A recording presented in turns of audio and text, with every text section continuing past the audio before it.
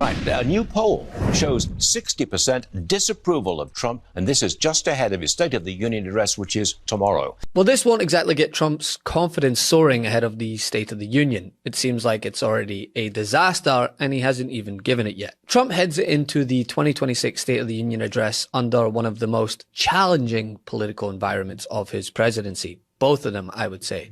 And long before he utters his first line, he's already up against it. And don't take my word for it. Just listen to hosts on Fox News, of all places. Tariffs.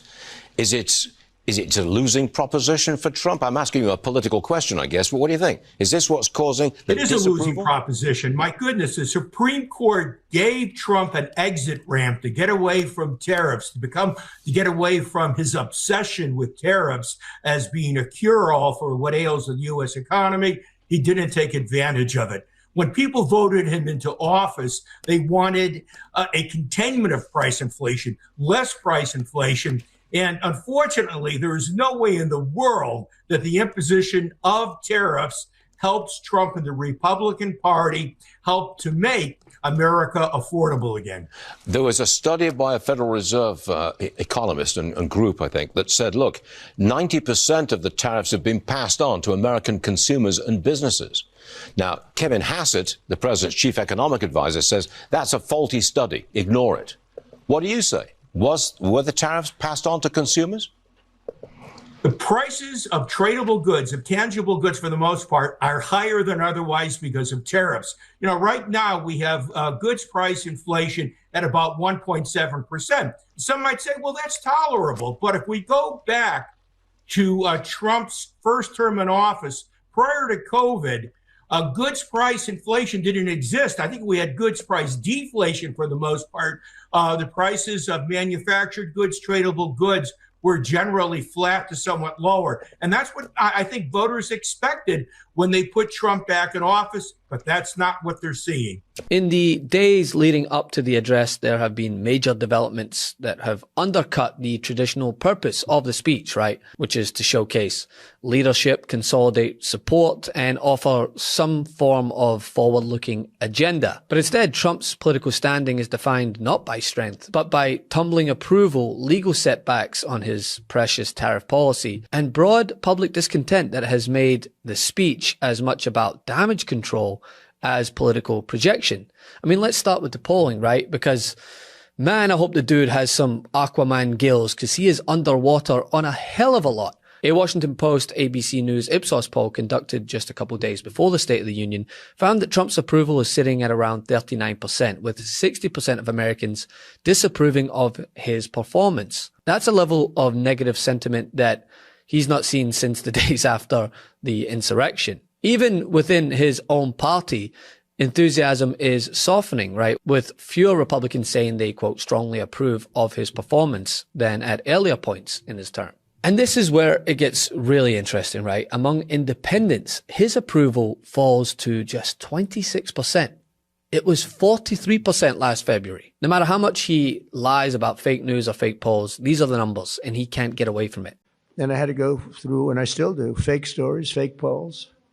I had polls for the election that showed I was going to get swamped, and I won in a landslide. They were fake polls because polls are tough. You know, when you get a fake poll, I get them today. I saw one today that I'm at 40%. 40%. I'm not at 40%. I'm at much higher than that. I mean, I'd love to run against anybody. The real polls say you kill everybody. It wouldn't even be close. But you go through the fake polls, you go through the fake stories. But talk about what is driving this drop for the president. What is driving this drop? I said record was the name of the game when it came to this segment, right? Talking about the lowest Trump has ever been going into the State of the Union, the lowest that any president has been this century going into a State of the Union at this point in their presidency. It is also the weakest that Donald Trump has ever been with independents. Look at this drop. We've been talking about it the past few months. At this point, a year ago, Donald Trump was at minus 13 points. Look at this. Minus 47 points among independents, the lowest Donald Trump has ever been in either of his two terms as president with independence. That is driving these numbers. When you're 47 points underwater with independence, that's the name of the game. You can't be above water overall. And that's why Donald Trump is near record lows overall and the lowest he's ever been going into a State of the Union address. Quite a message on the eve of this big moment. Thank you, Harry. Thank you. John? Those numbers with independence, just eye-popping there. All right, And it goes deeper than polling, right? When you look at just days before the address, the U.S. Supreme Court delivered a major rebuke of Trump's signature tariff strategy by striking down his use of emergency powers to impose sweeping global tariffs. This ruling exposed a core pillar of his economic policy as largely untenable and publicly rebuked by a conservative-leaning court that he stacked. I think the American people don't quite understand that only Congress has the right to impose tariffs. That's why it's illegal. The president does not have the right to do that. And I also think they don't quite understand that most of those costs, most of those tariffs get passed on to the consumer. So Americans are actually paying for the tariffs.